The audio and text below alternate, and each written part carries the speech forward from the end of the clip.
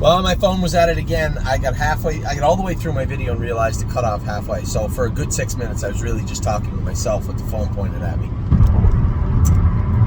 The phone has now found its way. I believe I'm going to have to pull the trigger and get a new phone. It's been 3 years. And I like the phone. The problem is if I get a phone over here, I have to change the phone number, right? Which I think that's terrifying, right? When anybody moves somewhere, I don't want to change my phone number. Everybody's going to forget who I am or my phone number. Nobody's going to be able to get a hold of me. In this day and age with email and all the social media platforms you're on, it really shouldn't be that hard to change your phone number. The other reason is I know Amy doesn't want to change her phone number to a U.S. number. I just know she doesn't.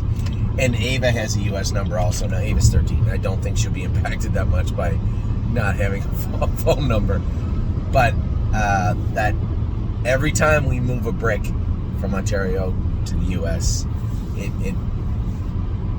I feel Amy's hair standing up on her arms, right? Because this is a very slow transition, and it's not really a transition. We are still keeping our house in Ontario. We'll probably rent it out to Dominic, I guess. We're still keeping our barn in Ontario. I heard people in Lexington last week, but definitely people at Jug saying, so you have nothing in Ontario now? I mean, if you don't count 30 horses, staff, employees, and a house, then yeah, we have nothing. We're not leaving Ontario. I never want to, I don't want to say never for anything, but I'm not going to close the door on a place that I spent so long at, we had our kids born at, that we have still our barn at. That's not changing. And I sent an email out, a text message actually out to all of our employees in Ontario saying, I'm sure you've heard rumors that we are closing the stable in Ontario. That couldn't be further from the truth. It's just become glaringly obvious that if we're not racing at Mohawk, we're not racing horses. I'm going to send some of the 2-year-olds that are transitioning into the end of that are just coming back in. I'm going to send them back over to do their work in Ontario. New eye line, right? A new scenery, fresh start for them on a bigger track. Get to train down on 5/8, which I have no problem with. None at all. None at all. So I think we're going to have a combination of horses training back and higher end horses in Ontario. And that's my fault. Last year we had people saying, oh, the horses aren't racing as good in Ontario. They raced fantastic last week because they were in where they could win. Right, the same model that we employ here in the U.S., where we move our horses from Northfield to the Meadows, Scioto, wherever they are in where they can win. It's not always that easy in Ontario. I want to get away from that, as I call it, that ladder racing, where we have horses that are just moving up and down in the conditions. Yo Mister's a good example. Here's a horse that, can do in the 18,000 class, maybe the tick above, but you start getting into that 25, 26,000, into the 28 or preferred, he's going to get run over. And you saw what that did to a horse like Brace for Landing. Now, we're going to talk about what's going on Monday with a number of horses we're selling. But I don't want to get off track just right away. I already have. I do want to get away from that. All he can do because he's down. But when he gets up, we're just going to have to bite the bullet and watch him get his head kicked in.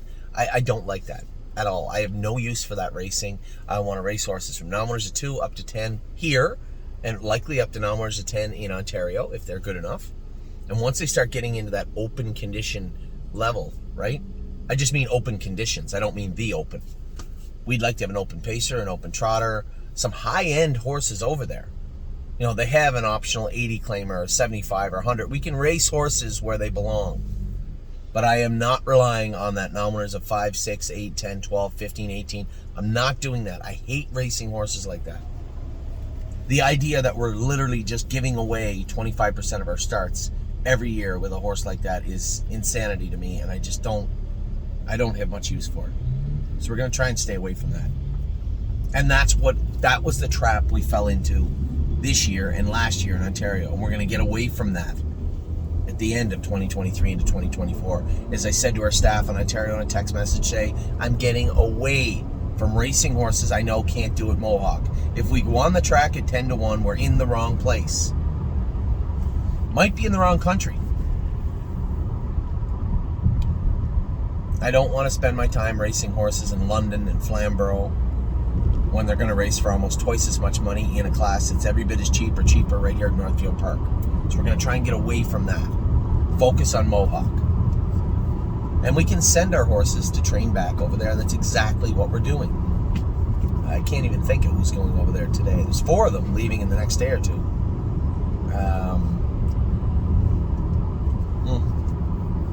It's another video for another day. So that's the plan with respect to Mohawk. You know, the horse we just bought, Chevron's Bypass End. There's a filly that was 3rd, beat a nose, and 49 and 4 3 starts ago. There should be a place for her, especially for what we paid for her. We're probably going to race her over here, and then we'll have a real good idea of where she fits and where she doesn't. Truthfully speaking, somewhere in the back of my mind, I'm hoping she can do in the top class or the backup class at Northfield. If she can't, is there a class for her at the Meadows? If there isn't, okay. Guarantee you there's a class at Mohawk. Optional 30 claimer. There's got to be one of those. You pay $21,000 for a sound filly mare, I guess. 21,400, 200, 400, 200, I think. Whatever. There's a spot to race her. Don't worry about that. And those are the horses we are trying our hardest to acquire right now. We'll find spots for them. I hope that All Gas No Brakes can do. He's in an optional 50 claimer. Even if he has to go down, I'm sure there's a 30 or a 20 somewhere. We have horses that can race. We just need to tweak the way we race them at Mohawk. No more of that, like I said, that ladder racing. No more of that. I have no use for that whatsoever. So that's where we're at with respect to Ontario. The reason I sent the note out was because we're selling Don't Talk About Bruno, Cleveland Masha. I'm sure that at some point, my wicked heart, I think what we'll do is maybe closer to Harrisburg, maybe fish her over to some barns and farms and say, well, a pretty decently bred pacing filly, if we could get a mark on her. Pretty decently bred pacing filly. Is this a filly that might interest you at all? Even in sale credit? Possibly. I'd be interested. If we can't, then we're going to have to bite the bullet and sell her, I guess. I should have sold her 6 weeks ago. That's on me. It's my bad. I apologize. So the horses that are selling on Monday, I'm going to run through them real quick. Brace for Landing. I'm selling Brace because he's got 9 wins. He's getting close to that open company. You saw how that worked with him in Ontario. You know, he crushed him down in that little 1, 2, 3 for about 4 or 5 weeks. Took a mark of 53. Raced great. It started with the night that I raced him down in the bottom class. He won in 54, and then from there he went forward. But the opposite happened when they stuffed him up in the preferred one night. He followed, he looked like he could do, and then what happened? He got down in a class he should be able to do, and he looked ordinary. That's what happens. When you allow your horses to get beat up, that's what happens. So we're going to try and get away from that, as I said. So Brace will have an amount beside him that I'm not going to take. I know what he's worth. I can race him in Northfield, probably in the open trot. Don't forget, we qualified this horse in like 56 in Northfield. Would he be great around Northfield? No, but he'd get around. He'd get around better than Stay Close would, and he got around here.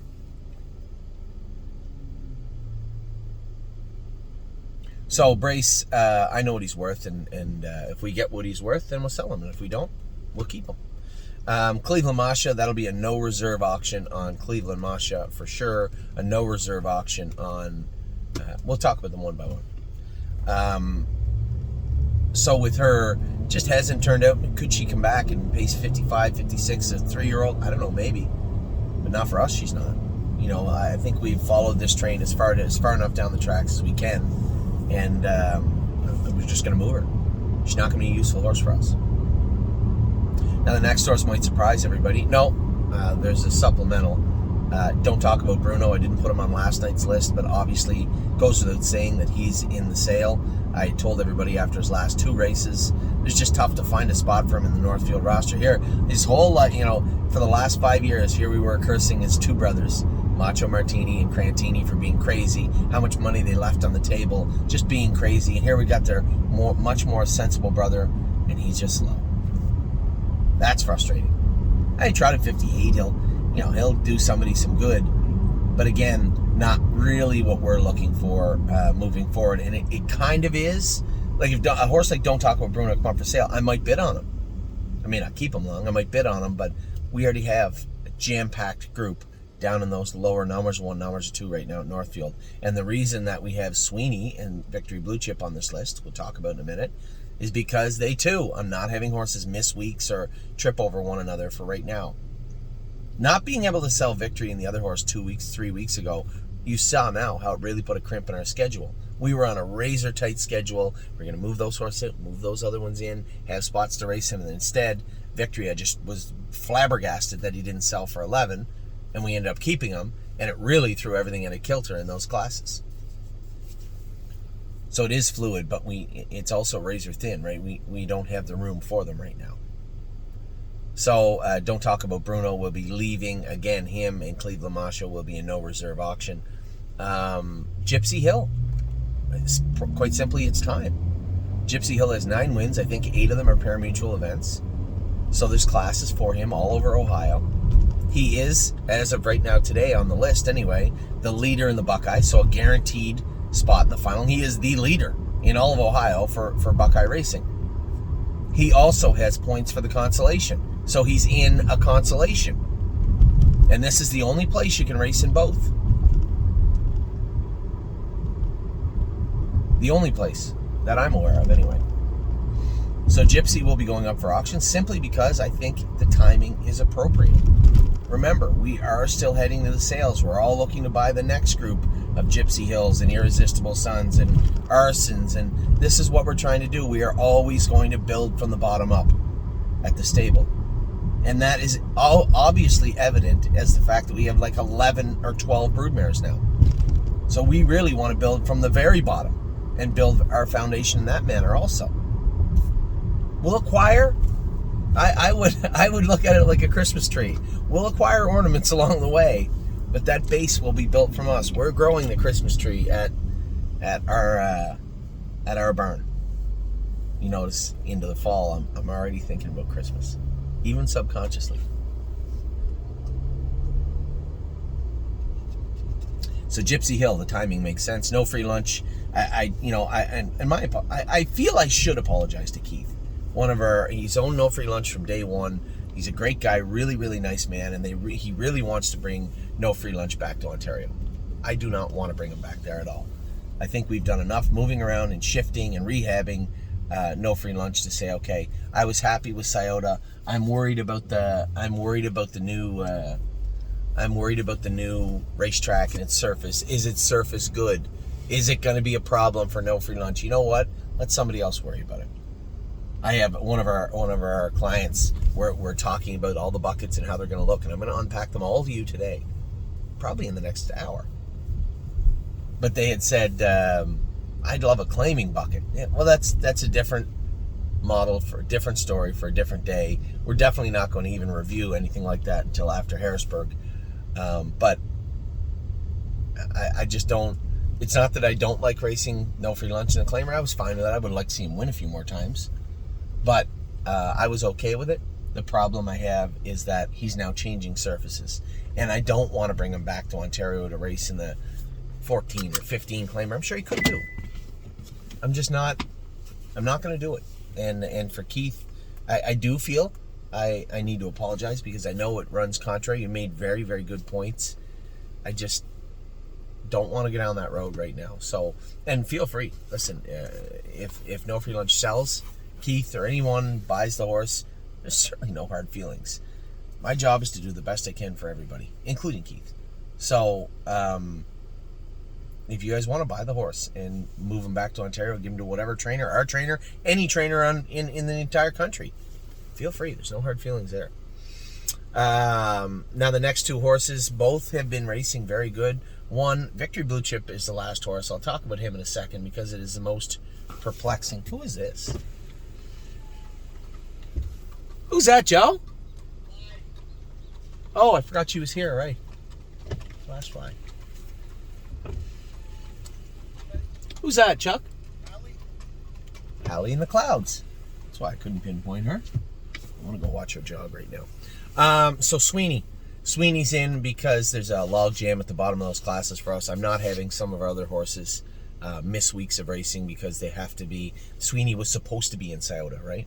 That foot was bothering him. It looked like his foot was bothering him. We brought him back here. Seemingly he was fine. He raced great his last two and qualified good. So I really don't have any answers for you in that regard. But Sweeney and Victory Blue Chip, both, we don't really have a spot for them right now. These would be, I make references to sports teams all the time. And, Oliver had one of his good friends from school in Ontario. Talks to him all the time, plays games with him, try out for the team that Oliver tried out for, and he didn't make it. And he was the last cut. One of the last cuts. And I know it bothered Ollie. I'm sure it bothered his buddy. And that's the crappiest thing, but it's the same type of situation here. These two, here's our team right here in that barn. And they're the last two cuts. So they're just not going to fit right now. We just have too many horses vying for positions and horses that I want to focus on and try to foster and bring up. And Sweeney and Victory Blue Chip are kind of in the way. So we're going to move both of those horses out. Both of those horses out on Monday. I think they'll both sell just fine. I don't understand.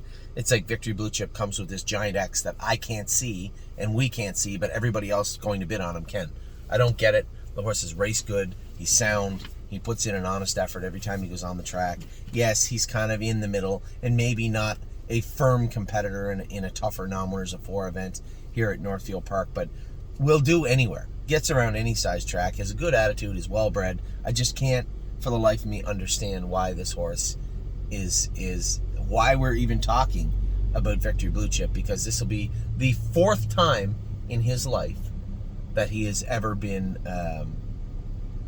the 4th time in his life that he has ever been in a sale for us, and it just totally shocking to me. But he will be selling in a no reserve auction. I don't have a spot for Victory Blue Chip right now, so that is what is going on. We have 7 horses in the sale. I have a lot of stuff going on today. Kirby is being sent to Kentucky to pick up 4 horses. Westland Warrior's coming back to qualify here and race here. As I said, I just don't want to leave anything to chance as we go into Corbin. I want to qualify him myself. I want to race him myself. And I want to send him back to Corbin on a good note.